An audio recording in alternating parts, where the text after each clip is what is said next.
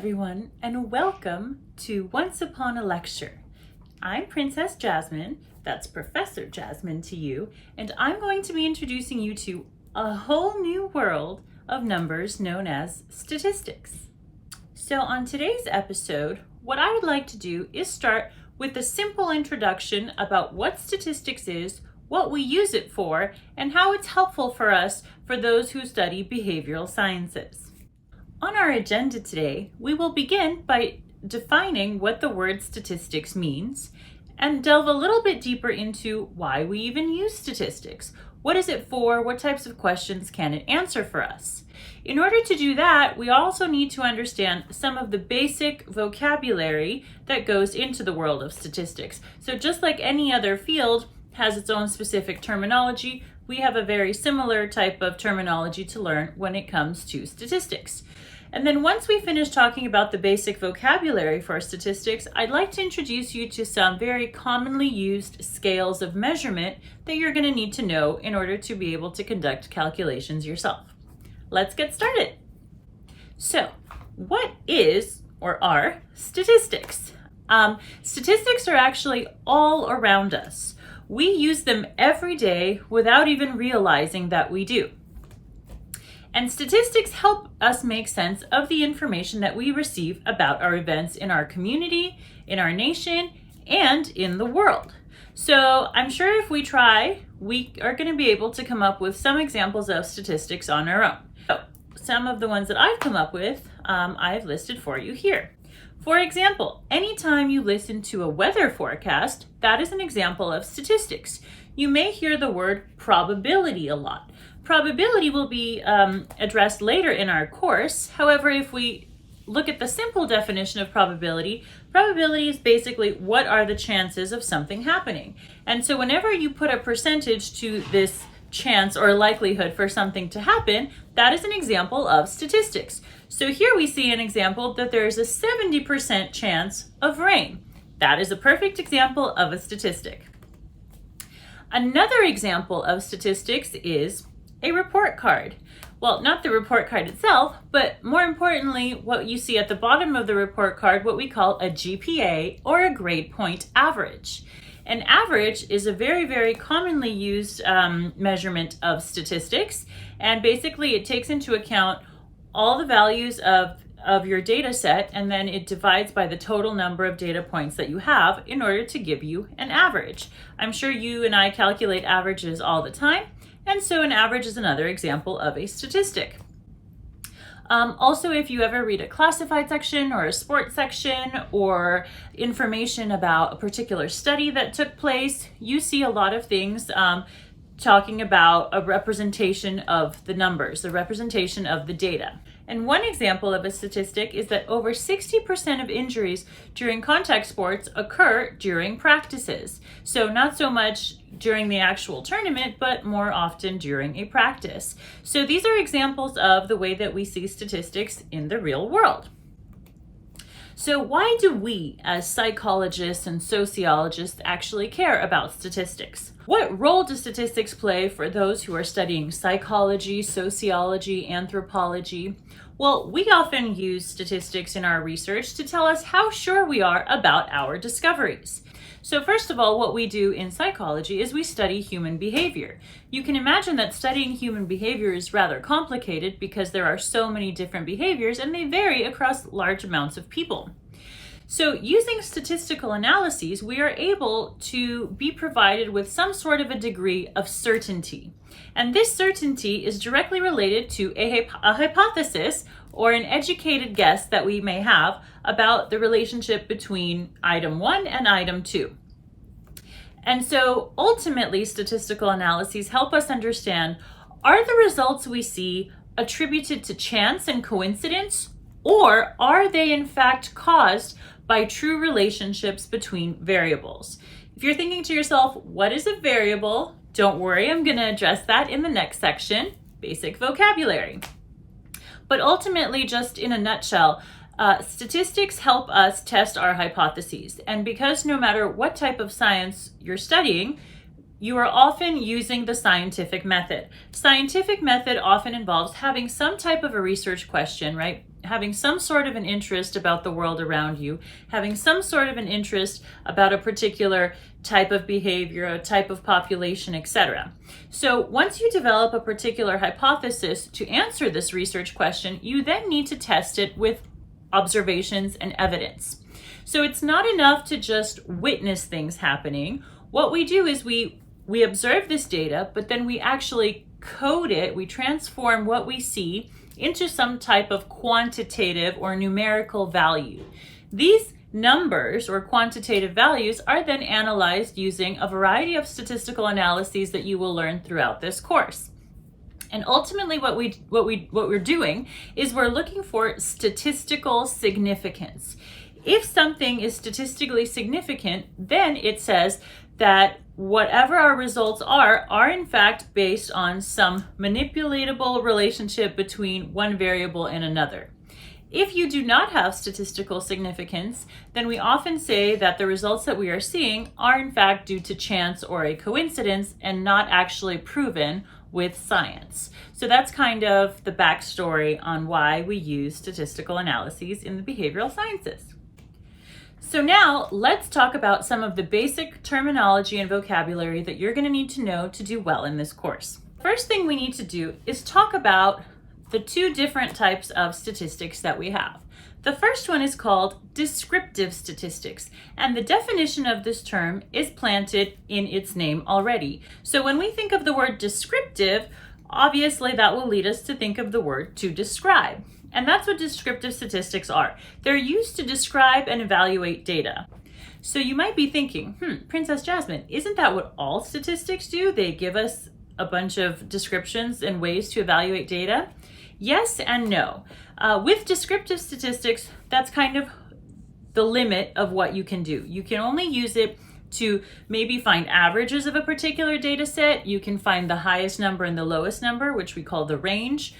You can make some graphs to see, who scored in a certain range and who did not.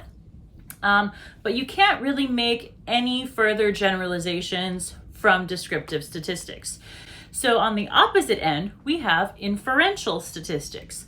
Once again, in the term inferential, you hear the word to infer. To infer means to assume, to generalize, and that's ultimately what inferential statistics do. They're used to make inferences about data. So inferential statistics help us draw conclusions about a larger group based on results from some portion of it. The third word that you really need to become familiar with is the term variable. If you think about something being variable, it should help you think about being able to vary. And another word of to vary means to change. So we basically measure how things change or move together to make inferences about one variable and another. For example, let's say you had a hypothesis that the type of food people ate was directly related to their life satisfaction. And so perhaps those who are constantly eating baklava and sweets and honey and chocolate and all of these tasty and sweet, delicious things, they would have a higher level of life satisfaction. But those who are used to eating salty and bitter foods may feel less happy in their day-to-day life. So food is one variable and life satisfaction is the other variable. If we were to survey people based on the type of food they eat and then give them a rating scale to rate their life satisfaction, if we saw that there were differences in the life satisfaction depending on the food that people ate, then we would say that the variables have a significant relationship. It's also possible that they may not. And so in either case, you would have two variables and you were testing the relationship between them. Does one variable affect the other? So this leads directly into my next example, the independent variable versus the dependent variable. So when we talk about variables, the two variables that you have to have at minimum are the independent variable and the dependent. Independent variable can be thought of as the cause in your relationship. And on the other hand, the dependent variable can be thought of as the effect. The effect, or the dependent variable, is dependent on or is caused by the independent variable. So in the example I gave you about food, life satisfaction would have been our dependent variable. It is our effect, and we are arguing that the life satisfaction of people depends on the type of food that they eat. Therefore, the type of food that they eat would be considered the independent variable. Don't be overwhelmed, and if you still have them a little bit confused, it's totally normal. Lots of my students constantly confuse the two, but it is okay. With practice and multiple examples, we will be able to comfortably differentiate between the independent variable and the dependent variable. But again, in sum, if you remember independent variable, or IV, is the cause, then you should remember that the dependent variable, or the DV, is the effect. Can there be other variables that exist in a statistical analysis? Absolutely, but I just wanted to remind you that this is an introduction to statistics, and we will get to all those other fun types of variables later in the course. So, moving on with important terminology is the term population. So you may think to yourself, I know what a population is, it's a large group of people, and you're absolutely right. But when we talk about population in statistics, we need to understand that the population refers to the entire amount of people, the entire collection of anything or anyone, regardless of how big or small it is. So for example, animals in a certain region can represent a population of animals. A particular culture can be representative of population. Different age groups, even a group of bacteria could be called a population. So anytime we talk about a measurement of a population, that is going to be referred to as a parameter. So a parameter is any type of numerical value or measure used to describe an entire group of X, people, animals, organisms, what have you. So again, parameters are to describe populations. So can we always test entire populations? So that's a question that I have for you. And logically, if you think about it, it would be great if we could test entire populations to see if our hypothesis plays out and if we reach statistical significance.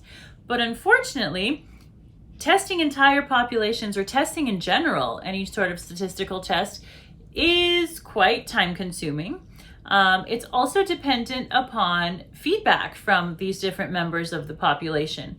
And so if you've ever been asked to participate in any type of experiment or data collection, you may recall that you may have turned the person down. You may recall that you agreed to do it and it actually took a lot of time. You may also recall that you were given some sort of incentive to participate in a particular experiment. So everything from time and money and finding participants to be a part of your experiment, those are all different consequences that can arise when you are trying to run a statistical test of your own. Because these statistical tests depend on data of actual people who will provide it to you, and not everyone is always willing to do so.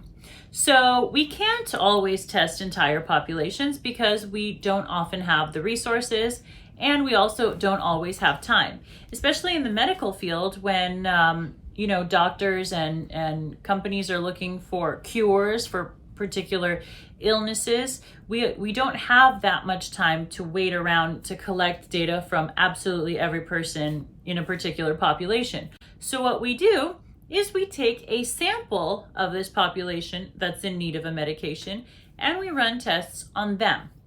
So a sample is a portion or a subset of a larger population. And anytime you're going to talk about a numerical value related to a sample, that is called a statistic. So as parameters are to populations, statistics are to samples.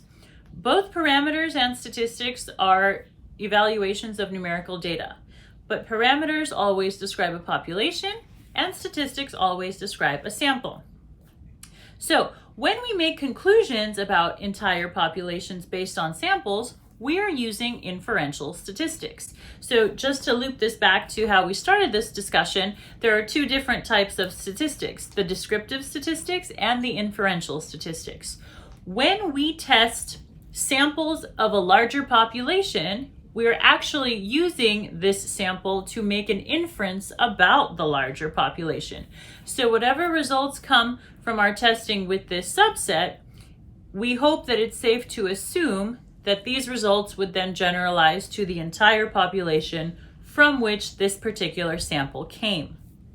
And so again, that is why we put our results and we put our work through critical analyses guided by statistics.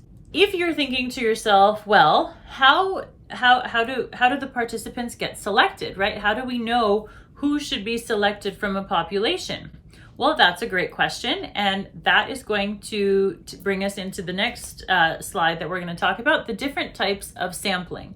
So if a sample is a subset or a portion of a population, sampling is the verb in which we select the sample from that population. So samples in general should be unbiased.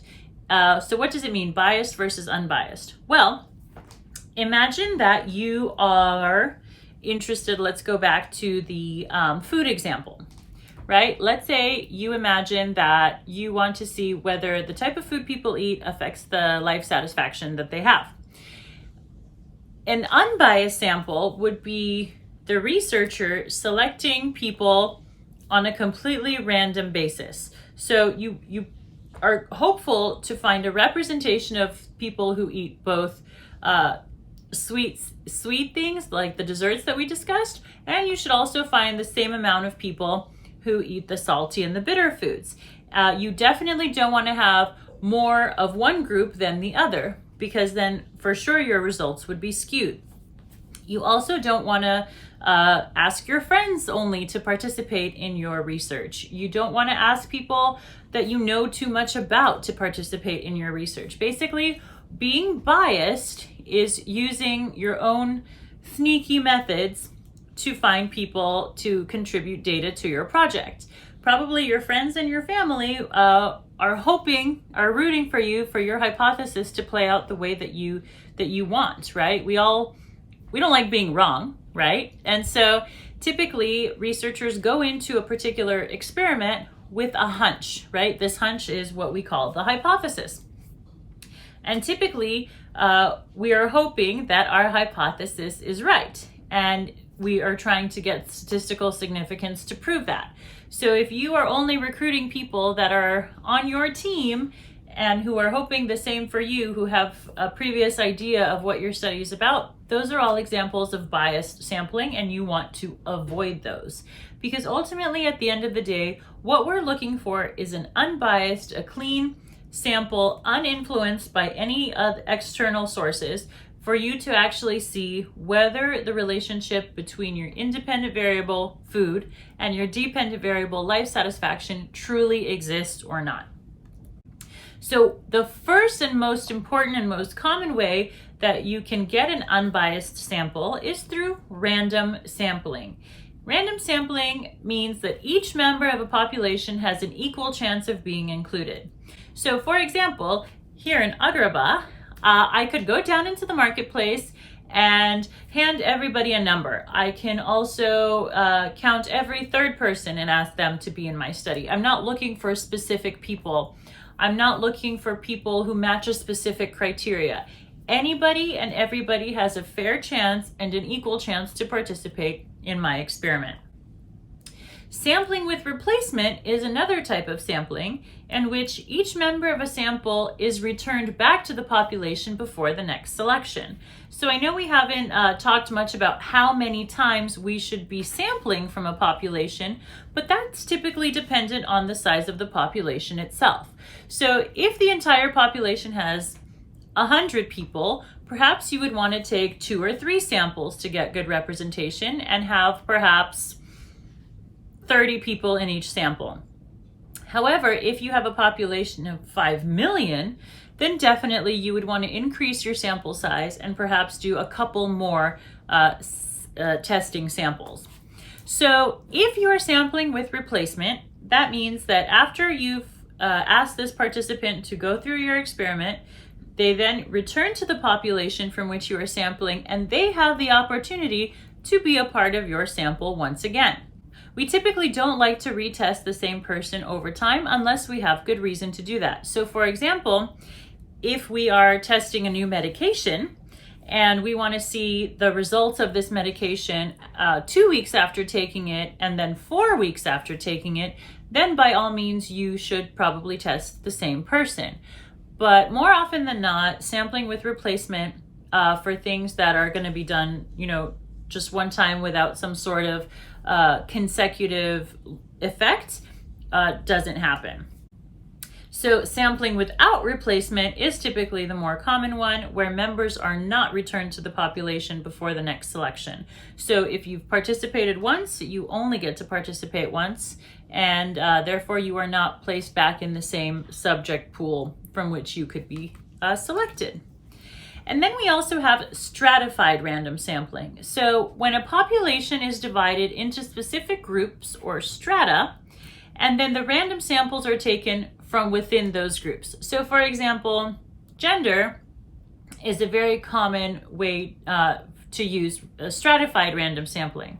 So if I am creating a particular product that is applicable only to women, I'm probably going to separate the men and the women, or just the women from all other genders in that particular population, and then randomly select from there.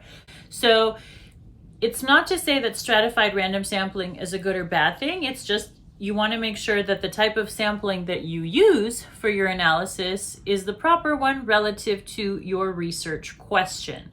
So every type of research question can warrant its own type of sampling. So now that we've covered some of the basic vocabulary of introductory statistics, it's time to talk about different scales of measurement. So scales of measurement are basically rules used to assign numbers to objects or events. What does this mean? Okay, well basically, because statistics is a type of mathematical field, a lot of times our observations and the things that we see when we collect data need to be coded from qualitative, right, words, names, things we see, into quantitative numerical values that we can count. Why is this? Well, because if you think about your calculator, you can't really type in words into your calculator. Your calculator speaks a language of numbers. And statistics is the same way. We currently have a variety of different statistical software that we use to analyze our different data sets and conduct statistical analyses. But again, they need to be in a numerical or quantitative format, which is why we need to understand which scales of measurement are qualitative and how we convert them to numbers, and which are already numerical. So the first one we're going to talk about is the nominal scale. And if you think about the word nominal, it has the word name in it. So nominal typically involves a scale that provides a name or a label for an object. So if something is a word or a name or a label, that's where we actually need to code it. And coding is very simple. It's just basically assigning a number to a word. So for example, tiger, my tiger Raja, could be number 1. Our monkey Abu could be number 2. Jafar's creepy snake could be number 3. And his super dreadfully annoying parrot Iago could be number 4. The order and the size of the number that we've assigned to each animal is absolutely irrelevant to its number. So even though we know Raja is the best and he should be number 1, the fact that the tiger is number 1, the monkey is 2, the snake is 3, and the parrot is 4, those are simply labels or codes for how we're going to enter this data into our calculator or our statistical software. So in a nominal scale, the order and the size of the number are irrelevant. The second type of measurement we have is an ordinal scale. If you think about the word ordinal, it should immediately make you think of the word order. So when things are in order, in this case, we actually do care which comes first, second, third, right? It provides a rank order typically from least to greatest. So if we think about a hierarchy, for example, that's an ordinal scale, right? We have the sultan, who is the highest authority. Then we have his vizier, who sometimes tries to encroach on the power of the sultan, but faces severe consequences. And then we have, the commoners and the folk in the marketplace who are below them. So this particular hierarchy is an example of an ordinal scale. You can also think of like hotel ratings, 1-star, 2-star, 3-star, etc. You can think of Yelp reviews. You can think of chili peppers on Rate My Professor. You can think of a variety of different things in which the more you have, the more important it is, right? And the earlier on they come in the sequence, the more important they are as well. So ordinal scale, again, refers to the order in which the numbers appear. The third type of measurement we have is the interval scale. Interval scale follows the same rank order as the ordinal scale, but each unit on this scale is equal. So for example, if you think about a clock, if you have 12 o'clock and then you have 1 o'clock, between the 12 and the 1 on an actual analog clock, you have 5 different lines between the 12 and the 1. Then from 1 to 2, you have the same number of lines. So basically the distance between the data points occur in equal intervals. So that is an example of an interval scale. Again, it does go in order, but in addition to it going in order, it also has equal intervals. And then the last one is called a ratio scale. So the ratio scale has the same rules as the interval and the ordinal scale. So again, the order matters, and there are equal intervals between each anchor, but it also has a true zero measure. For example, age, weight, height, quantity of anything. So how many magic carpet rides have you gone on? If your answer is 0, that's an example of a ratio scale.